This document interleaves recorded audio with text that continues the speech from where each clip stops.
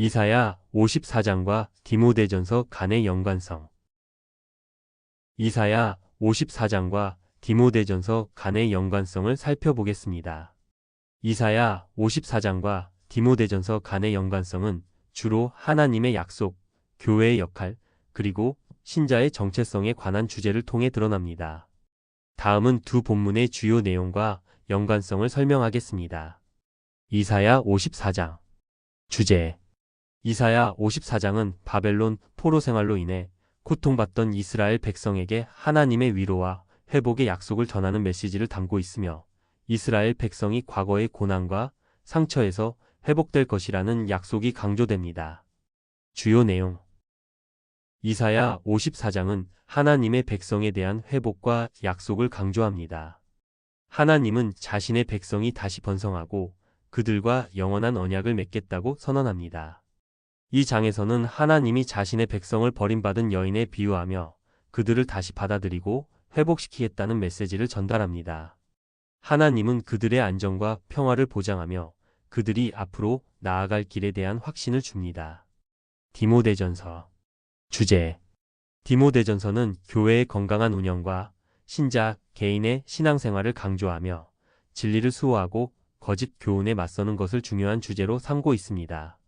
주요 내용. 디모데전서는 교회가 진리의 기둥과 터가 되어야 한다고 강조합니다.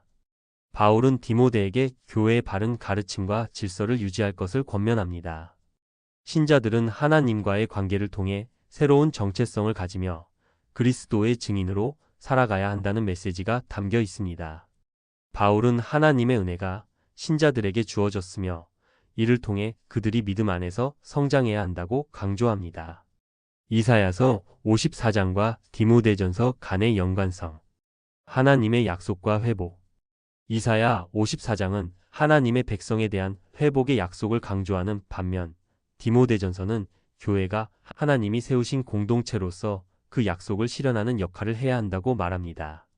두 본문 모두 하나님의 약속의 성취를 다루고 있습니다. 교회의 중요성. 이사야에서 하나님의 백성이 회복되는 과정은 교회 공동체의 회복과 성장으로 연결될 수 있습니다. 디모데전서에서는 교회가 진리의 기둥으로서 그 역할을 다해야 한다고 강조합니다. 즉, 교회가 하나님의 약속을 실현하는 장소로서의 중요성을 나타냅니다. 신자의 정체성. 이사야 54장에서 하나님의 회복된 백성은 새로운 정체성을 부여받으며, 디모데전서에서도 신자들은 그리스도 안에서 새로운 삶을 살아가야 한다고 강조합니다.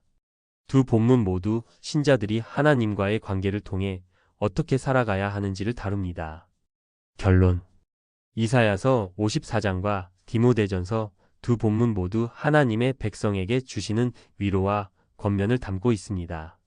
이사야서 54장은 이스라엘의 회복과 하나님의 영원한 자비를 강조하며, 디모데전서는 교회 지도자들에게 올바른 교리와 신앙생활을 유지하도록 권면합니다.